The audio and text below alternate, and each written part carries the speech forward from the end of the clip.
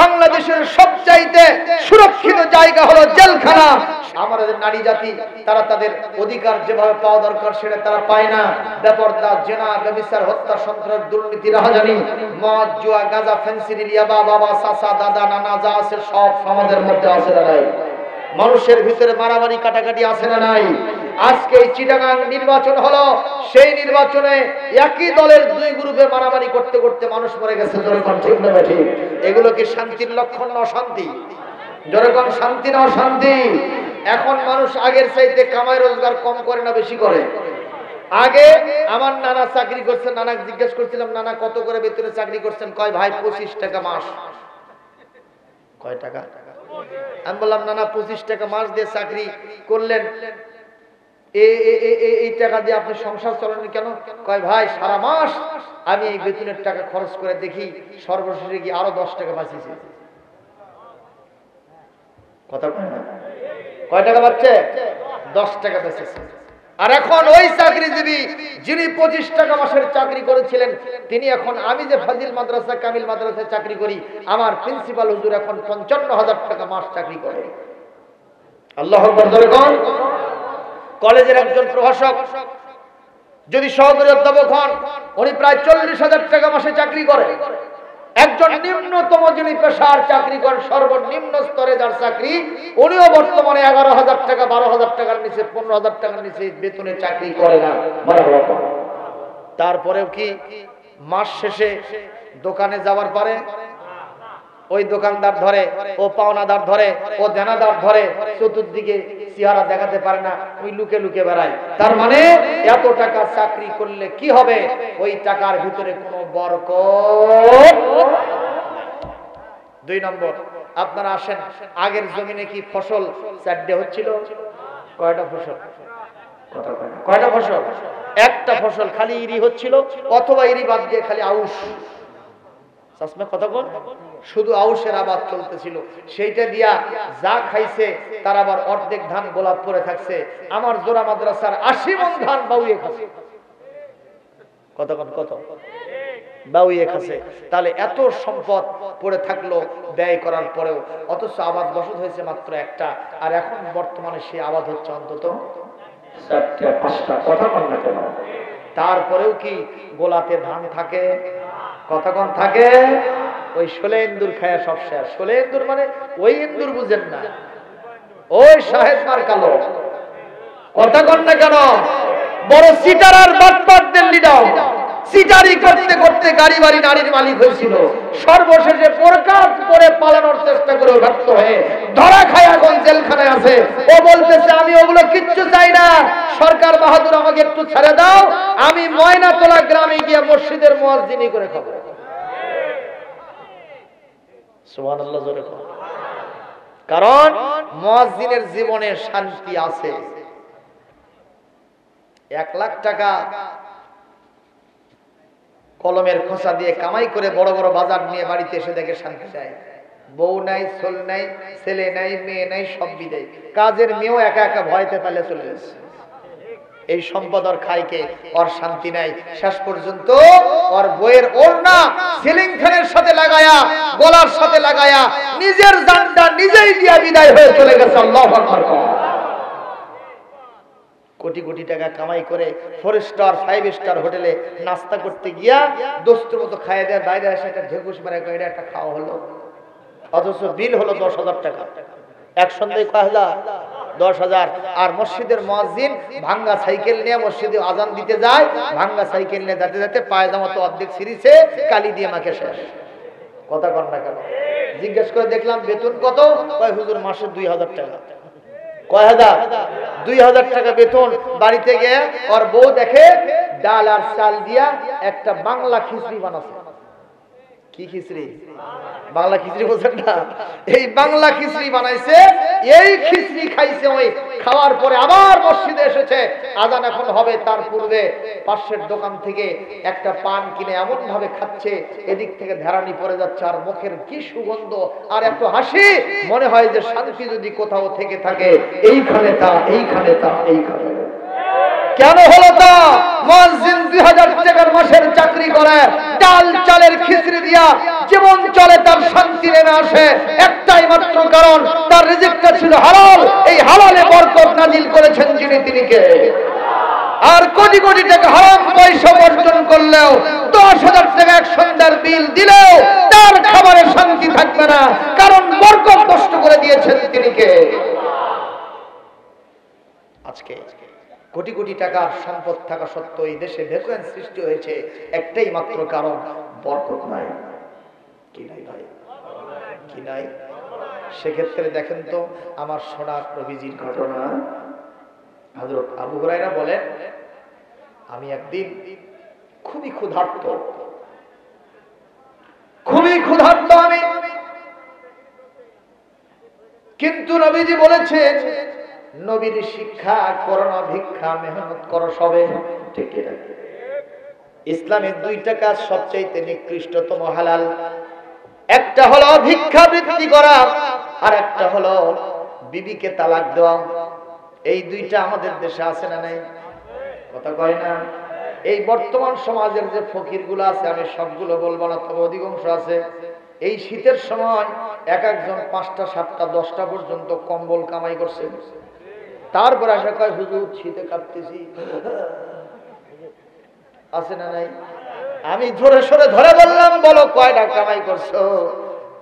ঈদের সময় আসছে আমার বাড়িতে এক বুড়া, বলে এবার কি একটা লুঙ্গি পাবো না? আমি বললাম যে লুঙ্গি অবশ্যই দেবো, এর আগে কয়টা পাচ্ছেন আগে সেটা কোন? কয় হুজুর বেশি না 10টা। সব জায়গায় যে একই কথা কয়, একটাও পাই নাই। কথা বলেন ঠিক না ঠিক? আল ফাকিরু বিলা সাবরিন কাল বাইতি বিলা সাকফিন কাল বাহরি বিলা মাইন। আল্লাহর নবীজি বলেন, ফকিরের যদি ধৈর্য না থাকে, ফকিরের যদি সবর না থাকে, তার যদি শুকরের মনোভাব না থাকে, ওই ফকির এমন, ওর বাড়ির যেমন ছাদ না থাকলে অবস্থা হয়, একটা নদী আছে সেই নদীতে কোনো পানি না থাকলে যেরকম অবস্থা হয়, যে ফকির আছে কিন্তু সবর নাই, ধৈর্য নাই, শুকরিয়া নাই, ওই ফকিরের জীবনের কোনো উন্নতি হবে না। এজন্য ভিক্ষাবৃত্তি করা কখনো জায়েজ? জায়েজ? আমার সোনার নবীজি সাল্লাল্লাহু আলাইহি ওয়াসাল্লাম, আরে বিশ্ব নবী তার সাহাবীদেরকে শিক্ষা দিয়েছেন, তুমি না খেয়ে থাকবা কিন্তু কোনো মানুষের কাছে শিকায়ত করবা না। এই শিক্ষা রাইসুল রুয়াত, হাদিসের সবচেয়ে বড় রাবী, যার নাম আবু হুরায়রা রাদিয়াল্লাহু তাআলা আনহু, ইয়াতে টাইমে একজন সাহাবী তিনি একাই 5374টা হাদিস বর্ণনা করেছেন, যার অধিকাংশ বুখারী এবং মুসলিম শরীফে এসেছে। জোরে জোরে কোন না মারহাবা। সেই আবু হুরায়রা বলছেন, আমি ক্ষুধার্ত, ক্ষুধার জ্বালায় আমার পেটটা পিঠের সাথে লেগে গেছে, আমি অত্যন্ত মর্মাহত, এখন যাই কোথায়? রাস্তার মোড়ে বসে থাকলাম, যেই রাস্তা দিয়ে বিশ্ব নবী সাহাবায়ে আজমাইন মসজিদে নববীতে নামাজ পড়তে যায়। সুবহানাল্লাহ। কষ্ট হচ্ছে ভাই আপনাদের? আমি সেই রাস্তার মাথায় চুপ করে বসে আছি। আমি ভান করলাম সরাসরি তো আর খাবার চাইতে পারি না, দেখি কিভাবে চাওয়া যায়। উনি আস্তে করে বসে আছেন। ইন দ্য মেন টাইম হযরত ওমর আসলেন। তিনি হযরত ওমরকে একটা আয়াতের অর্থ জিজ্ঞেস করলেন। হযরত ওমর কিছুই বুঝলেন না, শুধু আয়াতের অর্থ বলে দিয়ে চলে গেলেন। এরপরে হযরত আবু বকর সিদ্দিক আকবর, খলিফাতুল মুসলিমিন, আমিরুল মুমিনিন হযরত ওমর কি বলে আবু বকর সিদ্দিক রাদিয়াল্লাহু তাআলা আসলেন। তিনি এই আয়াতের অর্থ তাকে জিজ্ঞেস করলেন। উনি বলেন, ভাই এই আয়াতের অর্থ বিশ্বনবী এইভাবে শিখিয়ে দিয়েছেন, তুমি এটা জেনে নাও। উনি আমার মনের উদ্দেশ্য বুঝলেন না, উনি আস্তে করে আমার আয়াতের অর্থ বলে দিয়ে বিদায় হয়ে চলে গেলেন। আমি মনে মনে চিন্তা করলাম, আমার এটা কেউ বুঝবে না রে, আমার অন্তরের খবর কেউ জানবে না রে, আমার অন্তরের খবর কেবলমাত্র একমাত্র আল্লাহ জানলেন, আর আল্লাহ কর্তৃক পরিচালিত ওহী দ্বারা আমার বিশ্বনবী অবশ্যই আমার অন্তরের খবর জানবেন।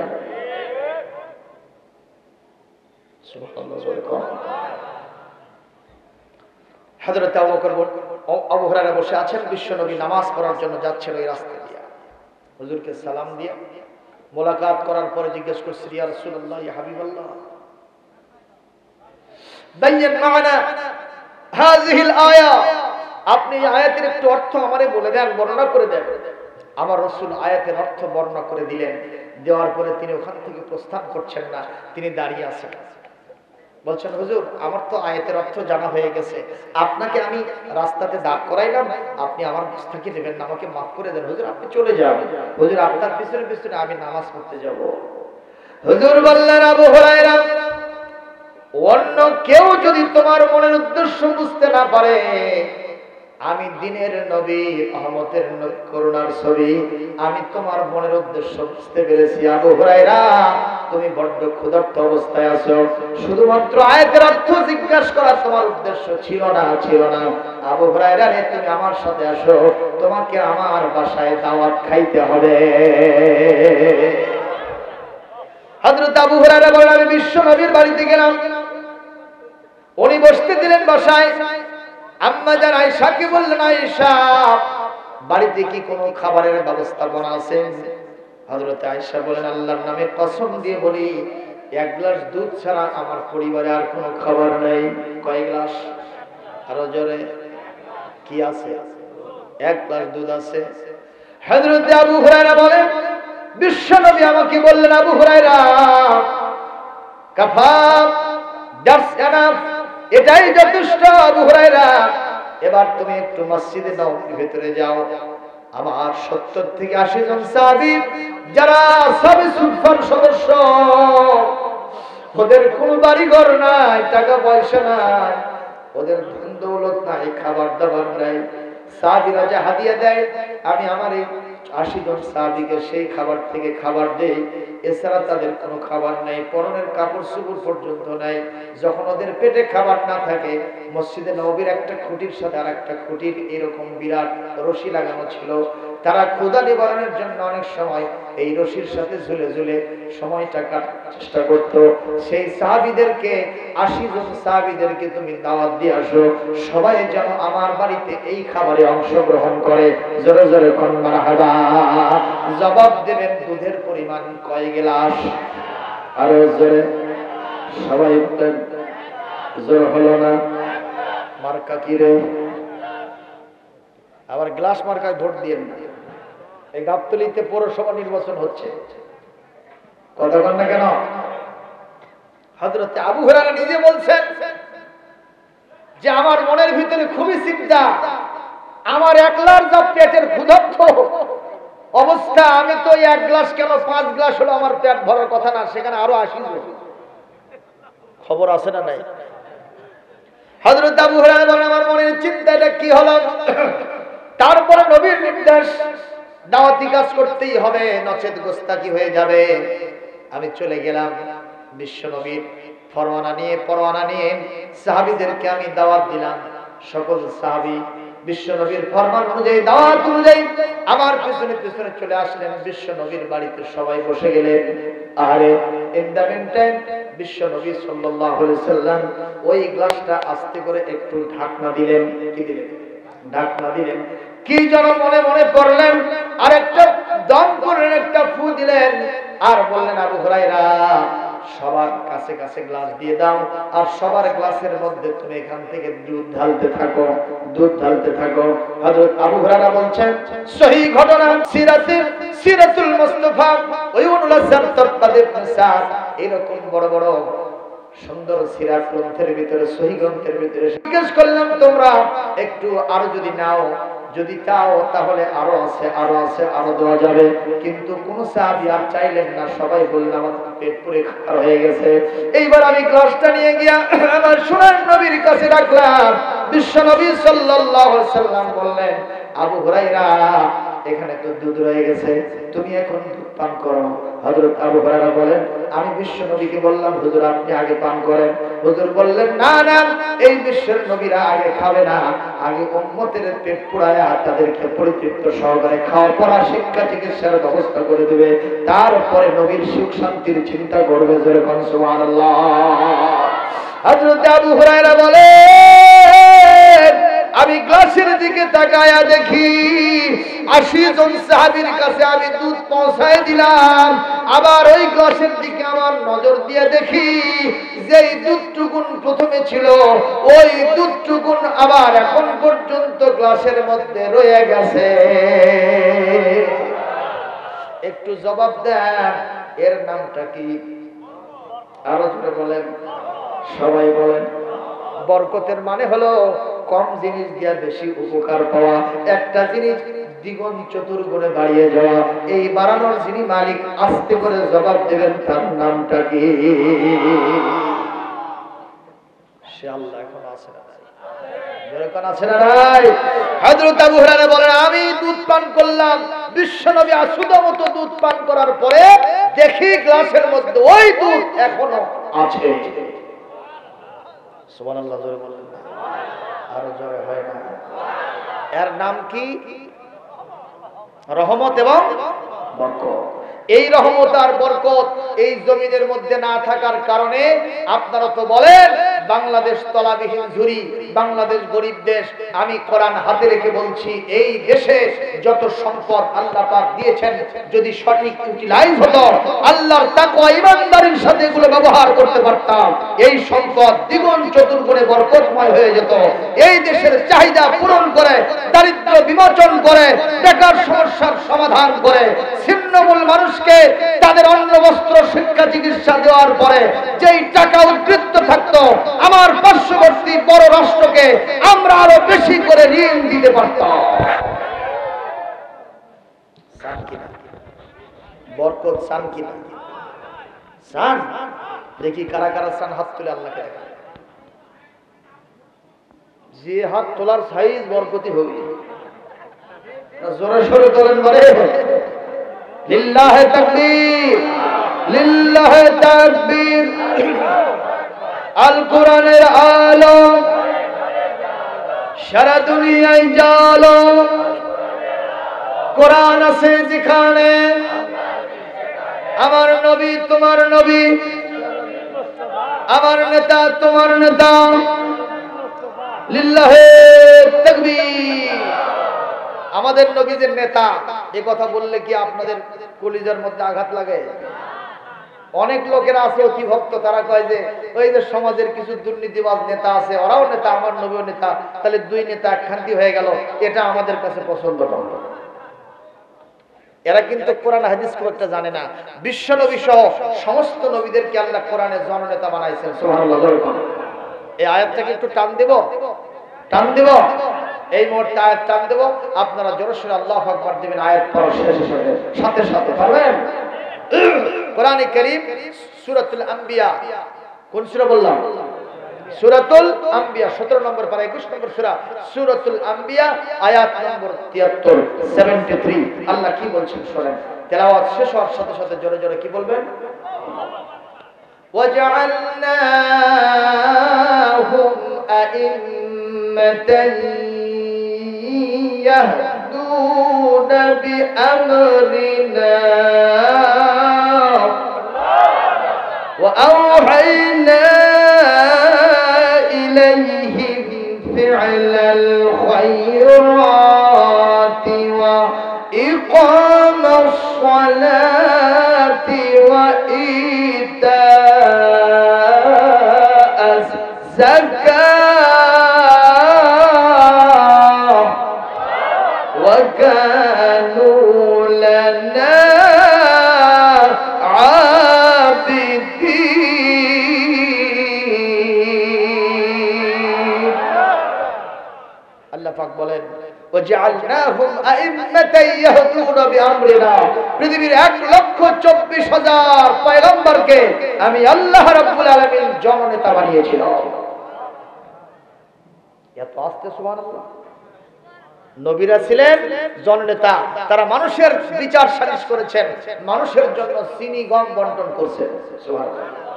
এই যে আজকের যে বক্তা আসছে এমদাদুল হক আশোকল, আমার পীরজাদা ভাই, তিনি কিন্তু 11 সাল থেকে এই যে কত সালে হলো আবার নির্বাচন, 16 না 17 সাল, এই সাল পর্যন্ত তিনি চেয়ারম্যান ছিলেন। হুজুর চেয়ারম্যান হয়েছে এর জন্য সুবহানাল্লাহ আসতে গেছে।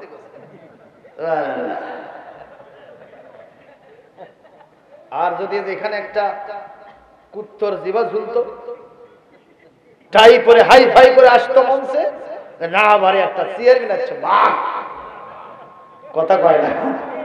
আপনারা বলেন কুয়েতে তেলের খনি আছে না নাই, ইরাকে তেলের খনি আছে না নাই, আমার সৌদি আরবে সেখানে সোনার খনি আছে না নাই? এই সমস্ত দেশে যদি সোনার খনি থাকে, তেলের খনি থাকে, আমার বাংলাদেশের নিচে তেলের খনি সোনার খনি থাকতে পারে কি পারে না? এগুলো কেন ওখান থেকে উন্মুক্ত হয় না? খনিগুলো আমরা বের করতে পারি না? আল্লাহ বলেন দুইটা গুণ যদি তোমরা লালন করতে পারো, দুইটা গুণ যদি তোমাদের ভিতরে স্পষ্ট ভাষায় থাকে, তোমরা যদি তোমাদের ব্যক্তি পরিবার সমাজ রাষ্ট্রের ভিতরে এই দুইটা গুণ লালন পালন করতে পারো, ইমপ্লিমেন্ট করতে পারো, বাস্তবায়ন করতে পারো, আমি আল্লাহ পাক ডাইরেক্ট ঘোষণা দিলাম ওই আকাশ আর জমিনের সমস্ত বরকতের দরওয়াজা তোমাদের জন্য খুলে দিব।